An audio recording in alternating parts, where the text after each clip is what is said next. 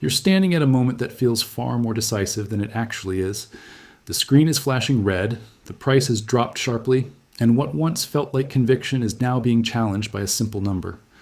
Not because the underlying idea has changed, not because the data you studied suddenly reversed, but because human psychology reacts faster than analysis ever can. What you're feeling right now isn't unique, and it isn't new. It has been observed, measured, and repeated across every major market cycle in history. A rapid decline has a way of compressing time. What took months to build, research, confidence, understanding, can feel like it's unraveling in a matter of days. The move from the high 90s down into the high 60s didn't just change price, it changed sentiment. And sentiment is powerful because it doesn't ask whether the thesis is still intact. It asks a simpler question. Does this still feel right? When the answer becomes uncomfortable, people act, not because the data told them to, but because the discomfort did. There is a well-documented behavioral pattern behind this. Losses feel heavier than gains feel rewarding. When something you believed in begins moving against you, the instinct is not to reevaluate the data. It's to stop the pain. Selling does that instantly. The moment the position is closed, the anxiety disappears. That relief feels like confirmation, even though it has nothing to do with whether the original idea was correct. The brain interprets the removal of stress as a successful decision. That's the trap. Now look at what's happening more objectively. The price dropped significantly over a short period. That is visible, undeniable. But the more important question is whether the conditions that justify the original thesis have changed in any meaningful way. If the answer is no, then the price move is not a conclusion. It's a test. The structural data hasn't quietly shifted in the background. The physical supply situation hasn't reversed course. Inventory levels haven't suddenly surged to indicate oversupply. The same constraints that were present weeks ago are still present now. The same delivery dynamics remain in place. The same imbalance between paper claims and physical availability continues to exist. None of that has been erased by a lower number on a chart. And that distinction matters. Price is fluid. It reacts to sentiment, positioning, and short-term pressure.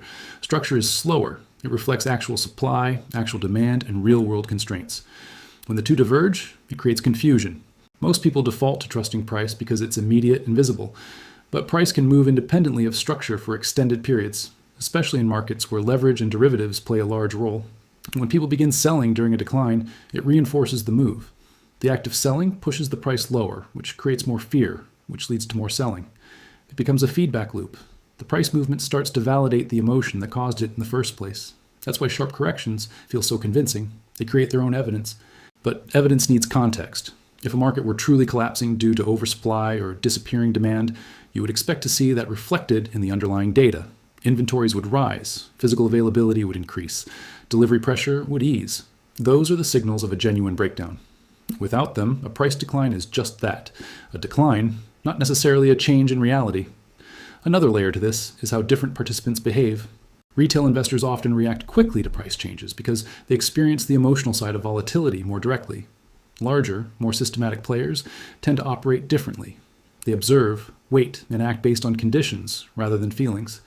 When sentiment swings from optimism to doubt, it often creates opportunity for those who are less reactive. Timing is critical here. Moves that feel like confirmation of a broken thesis are sometimes occurring precisely when the opposite is being positioned for.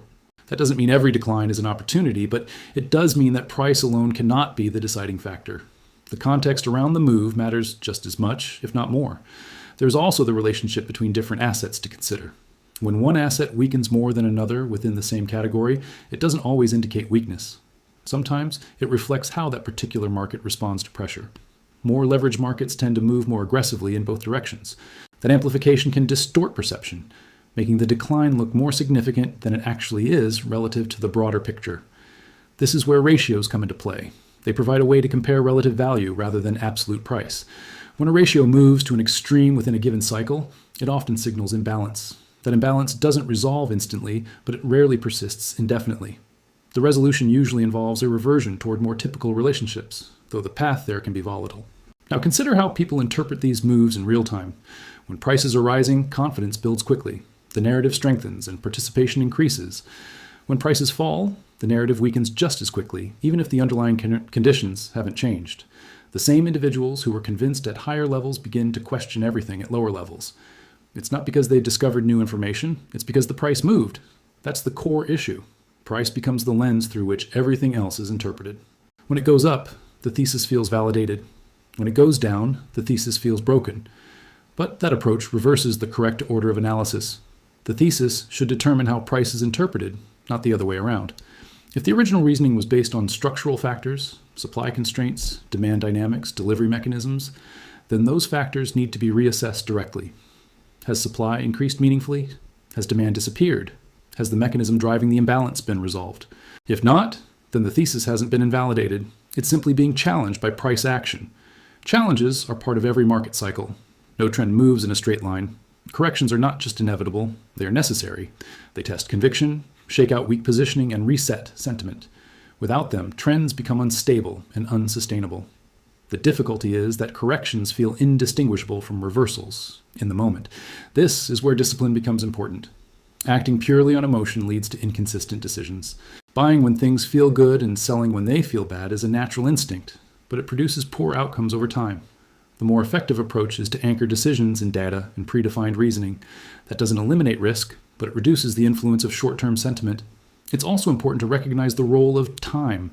Structural imbalances don't resolve overnight. They play out over weeks, months, sometimes longer. During that time, price can move in ways that seem contradictory. Patience becomes a requirement, not a preference. Without it, even a correct thesis can lead to poor execution. There's a historical pattern to how these situations unfold. Periods of suppression or divergence between price and underlying reality can last longer than expected. They can persist through multiple cycles of optimism and doubt. But when they resolve, they tend to do so quickly. The transition from imbalance to correction is often abrupt rather than gradual. That abruptness is what catches people off guard.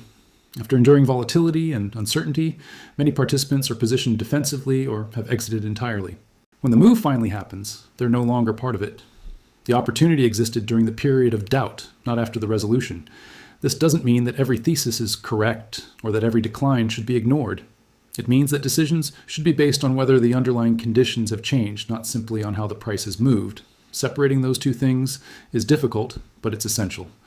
Right now, what you're seeing is a clash between perception and structure. The perception is driven by price. The structure is defined by data.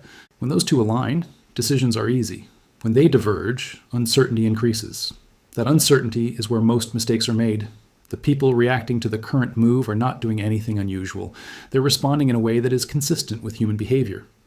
The discomfort of watching a position decline is real, and the desire to eliminate that discomfort is strong. But understanding that mechanism doesn't remove it. It just gives you the ability to recognize it. Recognition creates a pause. Instead of acting immediately, you evaluate. Instead of assuming the worst, you check whether the facts support that assumption.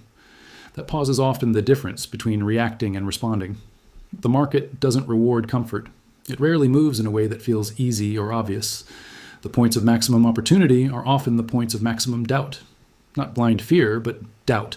The sense that something might be wrong, even if you can't clearly define what changed. That's where clarity matters. If nothing fundamental has shifted, then the doubt is coming from price movement, not from new information. And if the doubt is driven by price, then it's part of the cycle, not a signal that the cycle has ended. Every participant has to decide how they interpret that. Some will prioritize the immediate signal of price and act accordingly. Others will prioritize the slower signal of structure and hold their position.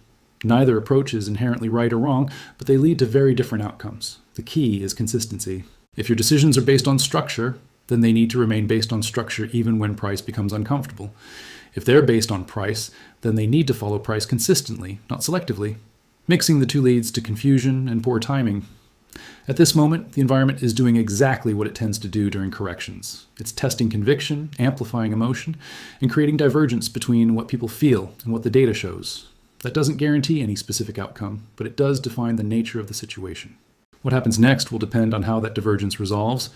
Either the structural conditions will eventually reflect in price, or the structure itself will change in a way that justifies the price movement. Those are the two paths. The challenge is determining which one is more likely based on evidence rather than emotion. Until that resolution occurs, volatility should be expected. Doubt will persist. Opinions will shift. But the underlying question remains the same. Has anything materially changed, or is the reaction simply a response to price? Answering that question honestly is more important than predicting the next move. Because in the end, the decisions you make during moments like this are not just about this specific situation. They reflect how you approach uncertainty, how you handle pressure, and how you separate signal from noise. And that, more than any single price level, is what determines long-term outcomes.